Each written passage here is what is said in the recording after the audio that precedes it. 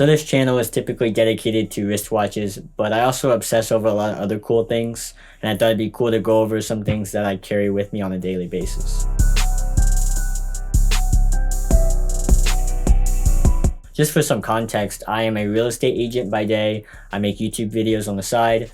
I'm going to school right now to get my bachelor's degree. I typically find myself in many different situations, and so these items right here have been super helpful to me. Starting with number one, this is my Lamy Safari, and this is a fountain pen.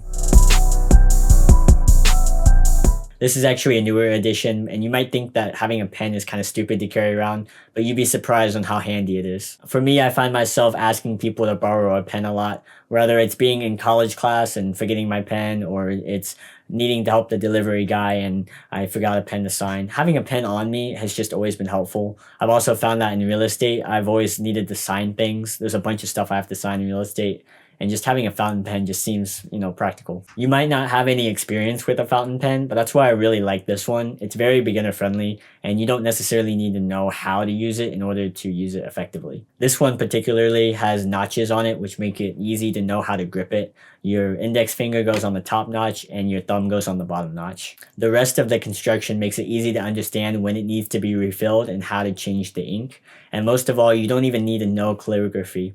You can treat this like a regular pen and you really won't have any issues. And even if I was using this the wrong way, it's so cheap and easy to replace that I wouldn't be worried about it. One of my favorite things about this is that the clip on the side is solid metal. So on my other pens, I typically would have like plastic pens or plastic mechanical pencils, and I'd always find myself breaking the clips. Even if I was just using them how they were intended, they'd always snap off. But I also would kind of like play with them and like try to pull them as far as I could without breaking them, and they'd always end up broken. Whereas this one, I can't break it at all. It's a solid piece of metal. It's just not going to break. Speaking of plastic clips, this pen is made of ABS plastic, which is the same plastic that Lego uses. It's known for its tough reliability. It's not going to break, especially with kids playing with it. And so they use the same one for this pen, and it really is a solid built pen. Like, I'm not going to snap this thing at all. I really want to highlight how this is something that's so old-fashioned. I mean, carrying around a fountain pen is just not something that new people do nowadays.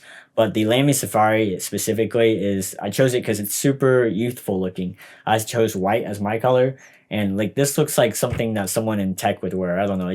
To me, it looks really cool. I chose the color white because white is my favorite non-color. Blue is my favorite color, but white just fits more outfits and looks better in my opinion. This pen is really nice because it's only like 25 bucks on Amazon, and I carry this clip to my right pocket at all times. Next up is my Aurora A3. It's a flashlight and it's for your keychain. My girlfriend asked for a Christmas list for her family for stuff on Amazon, and so I googled like top gifts for men, like budget gifts, and I found this little flashlight, and now I have it. I really like this one because it fits really comfortably on the keychain. It's no bigger than the key fob is, so you really don't even notice it. At about 2 inches long, you probably think this is a super weak flashlight, but you'd actually be surprised. This flashlight is super bright, and I'd say it's at least 5 times brighter than the average phone flashlight. And of course, it's way smaller than a phone. There's a bunch of settings to it, but I truthfully only use the one where you press and hold and it turns on, and then the one where you press twice and it stays on by itself. It also has a rechargeable USB on the side. I hate going to find a flashlight, finding that it's dead, and then like not knowing where the batteries are to recharge it. And so with this one, it's really nice because it also uses USB-C, which I use a lot of stuff for. And lastly, it has a low battery indicator, so there's a little red light that'll pop on if you need to charge it, which is super handy. Honestly, they thought of everything. There's a magnet that clips onto it. There's a little clip that clips onto it that you can use if you want to clip it to something instead of using it on your keychain. It's just a really well-made flashlight, and I really like this one. You can buy different colors of this flashlight, but the gray one's only $22 on Amazon, so that's the one I went with. If we're talking value for money, I think this is the highest value for money item on my list, and it's really nice because I can carry this everywhere. I mean, as long as I have my car keys, I have this one with me. Number 3 is my Buck Nobleman pocket knife. This is a folding knife. Folds right out like that. It's really nice. It's going to be legal in most places because it's not one of those out the front blades. I feel like I shouldn't need to explain why every man should carry a knife. It's just so handy to open packages and open things with. Having a knife is almost essential, and I think that every guy should carry one.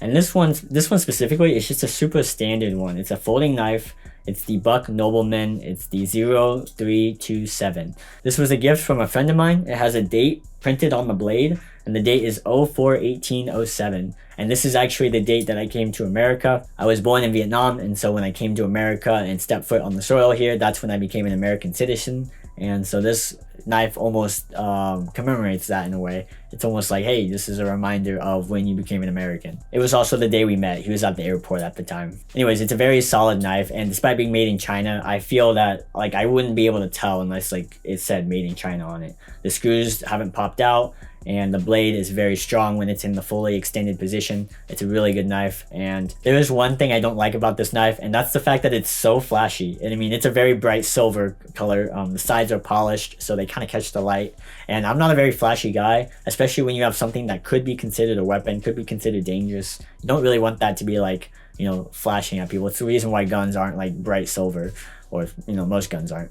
But this one, there is a colorway that is titanium gray. It's a darker gray, it's more matte, and I think it looks so good. Of course, this being a gift, I couldn't choose that colorway, but honestly, I would definitely choose the darker color tones if I'm going with something that could be perceived as deadly. I carry this almost everywhere I go. I carry this in my left pocket if I'm going like somewhere where I don't mind having a knife showing. If I'm going somewhere where it's a little bit less acceptable to have a knife showing, maybe I'm wearing something a little bit more dressy, I'll carry it behind my left side on my waistband. And you can pick these up on Amazon for about $30 to $40. There's definitely cheaper knives out there, but because this was a gift, this is the one that I use. Number 4 is my watch. So typically, I daily my Rolex OP. This is my daily. I wear it everywhere. We're talking about budget EDC carries, so I also want to mention my Casio. So I usually keep this in my backpack. It's kind of like a backup watch if I forget to throw one on, or if I'm somewhere where it's just not appropriate to be wearing a flashy Rolex. One thing I love about my Rolex though is it don't really think it's that flashy. Most people have no idea it's a Rolex. I've not had a lot of people like notice it and like call me out on it. A lot of my friends, whenever I tell them, yeah, this is a Rolex, they're like, oh, that's a Rolex. Like they don't really understand that that's what that is. And so I really don't have a problem wearing it. But yeah, I do have a budget backup. This one's only $20. This one's a couple thousand. So maybe, you know, not really sticking to the budget theme of this. But I will say that technically this is the budget Rolex in the Rolex lineup, because most of the other Rolexes are $10,000 to $20,000, and this one being like sub 10 is like, you could kind of see this as a budget EDC maybe. No, I mean, in all seriousness, I do have this watch that's more budget friendly, and so I would definitely go with Casio if you're looking for a more budget option. This Rolex really fits my lifestyle. So when I'm going to college and I'm going to school, most people don't know this is a Rolex. I've never really had a bunch of students call me out on it. Most people just, you know, they see me wearing a watch and they're like, whatever. Most people in college aren't wearing a watch, at least from what I've seen. I'm also a real estate agent, and so when I want to wear a Rolex and, you know, it looks a little bit better in like a suit, or it looks better when I'm wearing a sweater or a polo, it kind of fits everything. And so for my lifestyle, this is the perfect watch for me. And I have a video about it. If you want to go watch that video, you should go check that out. So last up, number 5, it's a little bit controversial, but this is a Taurus G3C. And yes, it's unloaded, so YouTube, please don't cuck me here. It's a very budget option. So I got this one for about $194 at my local range. It's about as cheap as I would go with the gun.